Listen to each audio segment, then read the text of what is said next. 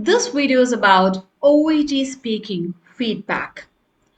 Today's video is going to be extremely important for anyone preparing for OET speaking subtest because many healthcare professionals keep asking, why am I getting stuck at grade C plus? Why does my English sound okay, but my score stays average? What exactly separates a mid-level performance from a high-scoring grade B or grade A response? And honestly, most candidates think the difference is vocabulary. No, the real difference is communication control, emotional connection, clinical organization, natural patient handling, and professional fluency under pressure. So, today I'm going to show you something very powerful. We are going to compare a mid level response with a high scoring response for the same OET speaking role play. And I'm going to break down why one response stays average and why the other response scores much higher. Okay, so let's directly go to the prompt. You are a nurse in a community health clinic, and the patient is a 52-year-old man recently diagnosed with type 2 diabetes. He feels overwhelmed after reading information online and is worried that he may eventually lose his eyesight or require insulin injections permanently. And your task is to calm the patient's fears, explain that diabetes can often be managed effectively, encourage healthy lifestyle changes, discuss the importance of regular monitoring and follow up appointments. Now, your job is to listen to my response carefully because that is where I'm going to provide you the feedback. Okay? Good morning, Mr. Thomas. Please don't worry too much about diabetes. Many people have diabetes and they live normally. You should take medicine properly and reduce sugar in your diet. It is important to exercise daily and monitor your blood sugars level regularly. If you follow the doctor's advice, your condition can improve. Losing eyesight does not happen to everybody. Regarding insulin injections, not all patients need insulin permanently. Some people can manage diabetes with tablets and lifestyle changes. You should come for regular checkups and follow medical advice carefully. Do you have any questions? So you listen carefully to the response, right? This response, what I have given, is not terrible. That's why many candidates become confused. Because grammatically, it is mostly correct what I have given. Vocabulary, yes, that was acceptable. Medical information, correct. But this response still remains around grade C plus range, approximately 280 to 320 level performance. Do you know the reason why? Because the communication feels emotionally flat, overly generic, slightly mechanical, lacking the patient connection. Okay, the first problem here is weak emotional reassurance. The patient clearly said that he feels overwhelmed, afraid of blindness, worried about insulin, but the nurse, I mean, whatever the response I have given, immediately I have jumped into the information, right? Please don't worry too much about diabetes. That sounds polite, but that's emotionally weak. A stronger healthcare professional would first acknowledge the fear emotionally. And the second problem, the delivery that feels robotic. You can notice how the response becomes advice, advice, advice, advice without natural interaction, right? So it sounded like a healthcare brochure instead of a supportive healthcare professional, isn't it?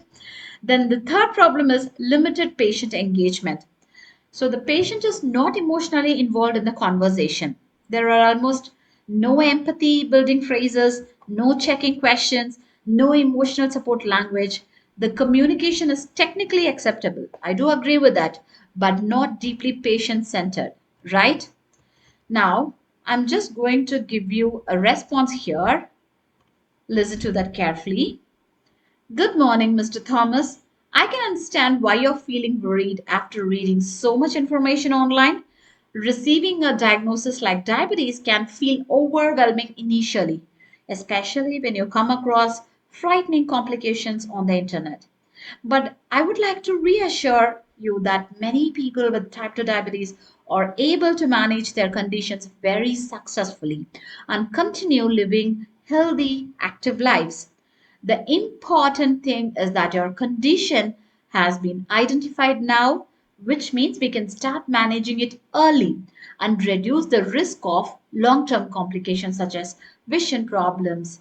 Okay, at this stage, Focusing on small lifestyle changes can make a very big difference.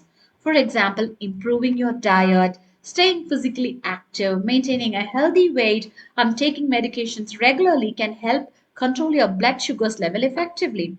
Regarding insulin injections, not everyone with diabetes requires insulin permanently. In many cases, patients are able to manage the diabetes well with tablets and lifestyle adjustments, especially when treatment begins early. We will also continue monitoring your condition regularly through follow up appointments and blood sugar checks so we can make changes whenever necessary and keep everything under control. I know this may feel stressful right now, but please remember that you're not managing this alone. Our healthcare team will support you throughout the process. What concerns you the most at the moment? Now, this response sounds completely different psychologically, and this is why it can move toward grade B and grade A. Okay, I'll tell you the reason why. It has a strong emotional connection. First, we have immediately acknowledged the patient emotions, right? We have used phrases like, I can understand why you are feeling worried. And then also with the other phrases, we can start managing it early. So this sounds human, professional, and emotionally intelligent. The patient now feels heard, understood, and the patient feel emotionally safer, right? So this is very important in OET speaking. And the second strength is natural clinical communication. You have to notice the flow. I spoke in a way that I did not memorize anything, right? The information that has been moved very naturally, and it was so much reassured, explanation, encouragement, monitoring, emotional support, everything has been given to the patient. So that create a communication fluency, not template delivery, isn't it? And the third strength is you have to look to the phrases. We can start managing it early. We will continue monitoring your conditions. You are not managing this alone. Okay, so this creates partnership language, and OET loves this because healthcare communication should feel collaborative, right? Not authoritative. And the fourth strength is open ended engagement. Look at the ending here. What concerns you the most at the moment? So, this is high level communication because you're reopening the conversation instead of ending it abruptly, right? So, you're inviting the patient to communicate further. So, this shows active listening, patient involvement, conversational flexibility, and these are strong indicators of higher OET speaking performance. So, now you can clearly see the difference, right? The mid level response that gives information that sounded acceptable, communicates basic ideas, but the high scoring response, on the other hand, that builded emotional trust, sounded natural, it guided the patient in a calm way, and it maintained professional empathy, which created the real interaction. And that is what it separates grade C plus from grade B or even higher. So let me tell you something very honestly, OET speaking is not testing whether you can sound like a textbook. It is testing whether you can sound like a safe healthcare professional because a high scoring candidate sounds calm, supportive, emotionally aware, professionally organized, and naturally communicative. So that's all for today's video. Kindly like, share, and subscribe for more OET tips. See you in the next video. Bye for now.